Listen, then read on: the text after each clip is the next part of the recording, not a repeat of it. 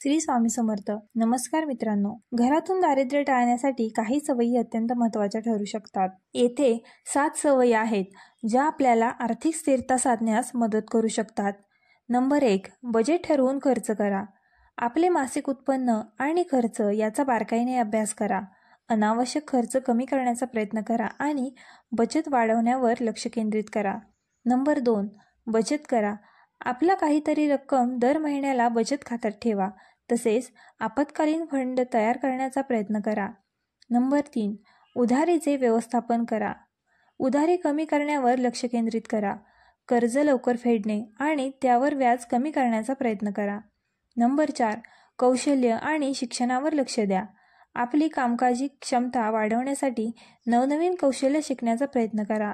त्यामुळे आपल्याला जास्तीत जास्त उत्पन्न मिळवता येईल. नंबर 5. नोकरी किंवा व्यवसायावर लक्ष ठेवा. आपला व्यवसाय किंवा नोकरी चांगली चालवण्यासाठी मेहनत करा. व्यावसायिक जीवनात नवा विचार, क्रिएटिव्हिटी आणि उत्कृष्टता आवश्यक आहे. नंबर 6. लघुकालीन आणि दीर्घकालीन गोष्टींमध्ये ताळमेळ ठेवा. खर्च करताना आणि बचत करताना दोन्हींचा समतोल साधा. छोटे व गरजेचे खर्च कमी करा आणि मोठ्या खर्चाची योजना करा. नंबर 7. स्वास्थ्य आणि जीवनशैलीवर लक्ष ठेवा. आपल्या शरीराचे आणि मानसिकतेचे लक्ष ठेवा. स्वस्थ राहण्यामुळे दीर्घकालीन आर्थिक संकटे टाळता येतात. या सवयी नियमितपणे अंगीकारल्यास घरातील दारिद्र्य कमी होऊ शकते. घरातून दारिद्र्य टाळण्यासाठी अजून काही महत्त्वाच्या सवयी आणि टिप्स. नंबर 8. स्मार्ट शॉपिंग करा. वस्त्र, खाद्यपदार्थ, घरगुती वस्तू किंवा इतर खरेदी करताना सवलती आणि ऑफर्सचा उपयोग करा. ठरवलेल्या बजेटमध्ये राहून खर्च करा आणि आवडीनुसार फालतू वस्त्र किंवा गोष्टी खरेदी करण्यापासून टाळा. नंबर 9. दीर्घकालीन आर्थिक ध्येय ठरवा. भविष्यातील आर्थिक स्थितीसाठी एक ठराविक लक्ष्य ठेवून त्यानुसार बचत आणि गुंतवणूक करा.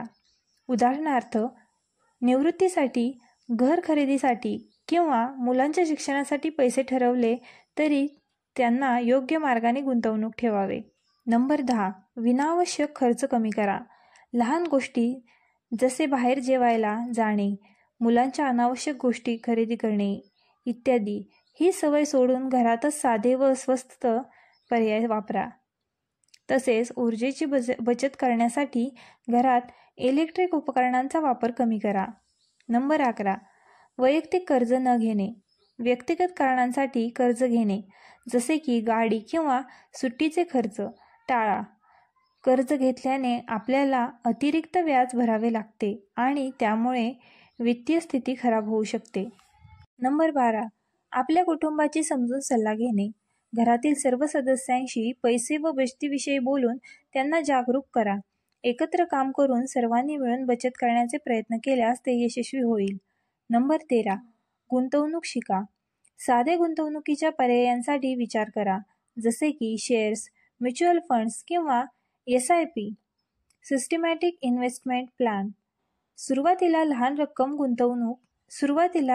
रक्कम गुंतवून त्याचा विस्तार करा. नंबर 14. कौटुंबिक आर्थिक पद्धती आणि संस्कृती निर्माण करा. घरातील सर्व सदस्यांना खर्च करण्याचे शिस्त लावून त्यांना समजवून द्या की पैसे कसे वाचवायचे आणि कशा पद्धतीने खर्च करायचा. नंबर 15. तंत्रज्ञानाचा वापर करा. स्मार्टफोन आणि इंटरनेटचा वापर करून आपल्याला खर्चाचे व्यवस्थापन करा. अनेक ॲप्स आहेत ज्यामुळे आपला खर्च ट्रॅक करता येतो आणि बजेट व्यवस्थित ठेवता येते. हे सर्व विचार आणि सवयी घरातून दारिद्र्य टाळण्यासाठी अत्यंत फायदेशीर ठरू शकतात. यामुळे तुमच्या आर्थिक जीवनाचा समतोल साधता येईल आणि दीर्घकालीन स्थिरता साधता येईल. स्वतःची गुंतवणूक करा. शिक्षण, कौशल्य वाढवणे, व्यक्तिमत्व विकास यावर लक्ष देणे हे तुम्हाला दीर्घकालीन दृष्टिकोनातून फायदेशीर ठरू शकते. चांगले शिक्षण आणि कौशल्यांमुळे जास्त चांगल्या नोकऱ्या मिळवता येतात आणि आपली आर्थिक स्थिती सुधारते. नंबर 17. वैयक्तिक ध्येय ठरवा. आर्थिक ध्येय ठरवून त्यासाठी ठोस योजना करा. उदाहरणार्थ, एका वर्षात 10% बचत वाढवणे, कर्ज फेडणे किंवा 5 वर्षात घर खरेदी करणे यासाठी एक ठराविक योजना तयार करा आणि त्या दिशेने काम करा. नंबर 18. पगारातील वाढ साधा. आपल्या कामाच्या क्षेत्रात चांगली कामगिरी दाखवा आणि पदोन्नतीसाठी, पगारवाढीसाठी प्रयत्न करा. तुम्ही नोकरीत असाल तर वरिष्ठांना योग्य वेळी तुमच्या कामाच्या गुणवत्तेचा दाखला देऊन पदोन्नतीसाठी अर्ज करा. Number 1, self discipline. स्वतःला शिस्त लावणे खूप महत्त्वाचे आहे. आर्थिक दृष्टीत ठरवून त्यामध्ये चुकता सुद्धा टिकून राहा. अपव्यय टाळा आणि प्रत्येक पावलावर शिस्त पाळा. नंबर 20, लेव्हल अप करा. आपल्या क्षेत्रात आर्थिक कौशल्य मिळवून नवीन चांगल्या संधी शोधा. जसे ऑनलाईन कोर्सेस, प्रमाणपत्रे मिळवणे अथवा अतिरिक्त कामाचा शोध घेणे. अतिरिक्त कामामुळे किमान उत्पन्नात वाढ होईल. नंबर 21, स्वतःचे व्यवसाय सुरू करा. जर तुमच्याकडे काही नवा विचार, कौशल्य किंवा अडचणींचे समाधान असेल तर तुम्ही आपला व्यवसाय सुरू करू शकता. स्वयंपूर्ण होण्याचा आणि जास्त उत्पन्न मिळवण्याचा एक चांगला मार्ग आहे. नंबर 22, वाचन आणि संशोधन. आर्थिक प्रगतीसाठी विविध पुस्तकं, लेख वाचा आणि आर्थिक सल्ला घ्या.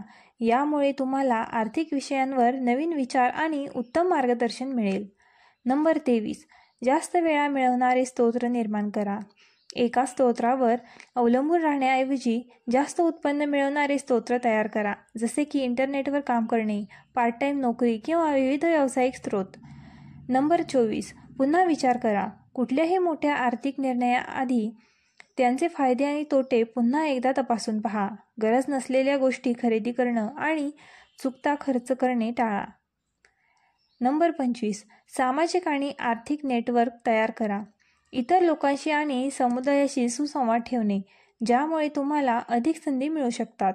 आर्थिक मदतीसाठी किंवा नवीन व्यवसायांच्या संधीसाठी हा एक महत्त्वाचा मार्ग आहे.